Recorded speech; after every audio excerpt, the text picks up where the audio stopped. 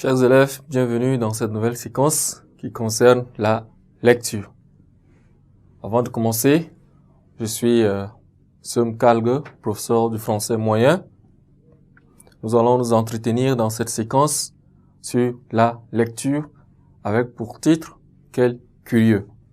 C'est cela le titre de notre texte de lecture que nous allons tout à l'heure parcourir.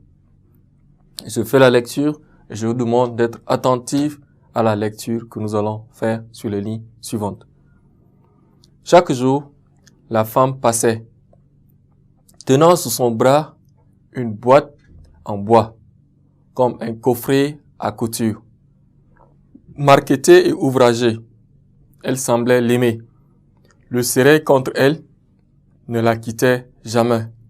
Elle allait au square et le garçon la suivait.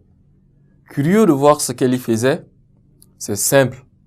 Au début de l'après-midi, elle s'asseyait sur le banc face à un important platane.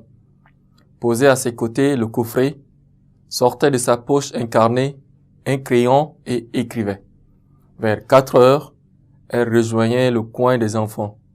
Sa boîte à ses côtés, elle observait petite fille et petit garçon et continuait à noter. Le soir venu, elle rangeait son carnet, reprenait son coffret et quittait le jardin. Que contenait-il? Qu'écrivait-elle? Le garçon ne cessait d'y penser. Il en rêva. De la boîte, devenue coffre, coulait un sang épais. Il se réveilla angoissé chaque jour. Il ne pouvait s'empêcher d'espionner la femme.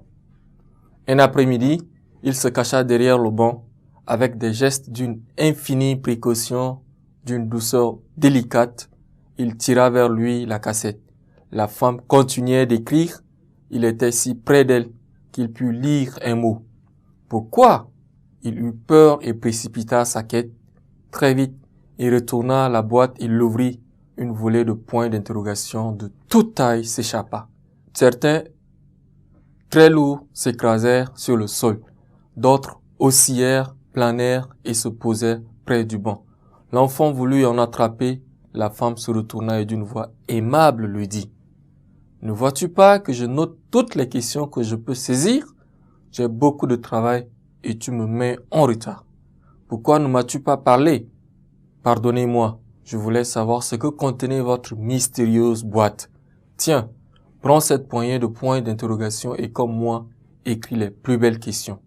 Apporte-les-moi, je te ferai encore un cadeau. Madame, pourquoi faites-vous ce métier? C'est ma vocation. Je recense les plus belles phrases qui s'adressent aux autres ou interrogent l'univers. J'écoute, je m'approche doucement, je note. Parfois, je questionne un passant. Je m'intéresse à lui. Celui à qui je parle, je ne l'abandonne pas. À la froideur des heures, je ne le rejette pas. Je ne le nie pas. J'écris encore toutes les questions des enfants, l'âge merveilleux des pourquoi, quand, comment. Écoute cette fillette qui me demandait « Explique-moi pourquoi on n'est pas mort. » Elle et celle-là, le soleil ouvre-t-il sa fenêtre le matin? Un enfant m'interrogeait « Pourquoi doit-on dormir chaque nuit ?» Insatiable curiosité de ceux qui apprennent sans cesse. Chers élèves, ainsi nous avions lu notre texte qui est soumis à notre égard et ne quittez pas la suite dans un instant.